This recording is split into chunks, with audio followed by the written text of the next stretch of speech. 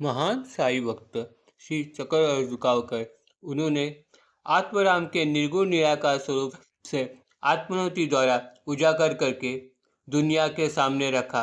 वैसे तो साई के जीवन चरित्र पर आज तक बहुत सारी पुस्तकें प्रकाशित हुई है, लेकिन उनके द्वारा लिखित श्री साई गीतायान, यह मराठी काव्य संग्रह तथा इतर और लेख यह साक्षात्कारी पुरुषों की उन पर हुई कृपा का तथा उनके खुद के आध्यात्मिक साधना का और साईं बाबा के उन पर कृपा आशीर्वाद का ही फल है।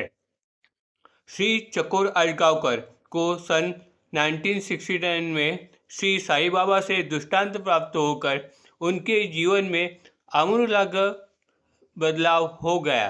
श्री साईं बाबा व्यास मुनि के रूप में उनके घर के सामने आकर खड़े हो गए, फिर उनके घर में प्रवेश करके उनके शरीर में प्रवेश कर गए, जिससे उनकी अंतरात्मा को झंझोड़ कर रख दिया। इस बारे में वो लिखते हैं, श्री जगत गुरु व्यास का प्रतीकात्मक देह प्रवेश यह दिव्य दृष्टांत अत्यंत सूचक था। तपश्चर्या से परिपूर्ण महान सिद्ध प्रज्ञा ने मेरे अहंकार शून्य मानवीय काया में प्रवेश करके मेरे जैसे एक मूढ़ अडानी को विद्या वाचस्पति पद पे पहुंचा दिया और साई के वास्तव चरित्र का आस्वाद दुनिया को प्राप्त करने के लायक मुझे बना दिया। श्री चकोर आजगावकर की आध्यात्मिक प्रतिभा के पीछे उनकी कड़ी आध्यात्मिक साधना तथा अनेक सद्गुरु का उनको प्राप्त हुआ आशीर्वाद यह कारण है।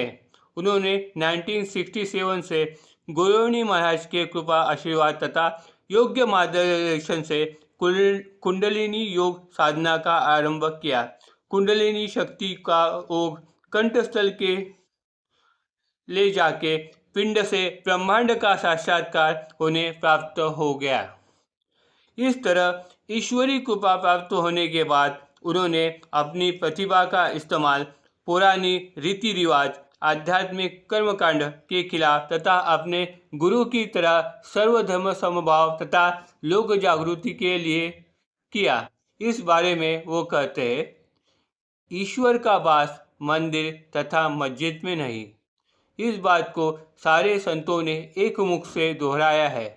खुद ईश्वर सत्य शिव सुंदरम यह दिव्य तत्व का प्रतीक है। इस बात का अज्ञानी जनों को पता चले, इसलिए मूर्ति तथा मंदिरों का निर्माण किया गया है। अपने अंतरात्मा में बसे प्रेम भाव समर्पण भावना से मंदिर के पाषाण की मूर्ति में ईश्वरी भाव पैदा होता है। वास्तव में ईश्वर का निवास हमारे अंतरात्मा में ही है। संत कबीर कहते हैं, श्वास की आस में प्राण का वास है, प्राण की आस में बसत साई है। कबीर जी का कहना है कि ईश्वर कहीं दूर नहीं, इस सृष्टि के कण कण में है, जन जीव जंतु में है। वो ओमकार रूपी दिव्य सोहम भाव में है। केवल अजपा जाप से हमें उसके अस्तित्व का एहसास हो जाएगा, यानी कि प्रेम पूर्वक किया गया उसका स्मरण ही ईश्वर प्राप्ति के लिए काफ़ी है। अंतरिक्ष में हजारों मील सफ़र करने के बाद हाथ में सिर्फ पत्थर और कंकर आते हैं। इंसान अपने हद में सिर्फ 1 इंच भी प्रवेश कर ले तो उसे ईश्वरीय अस्तित्व का एहसास हो जाता है।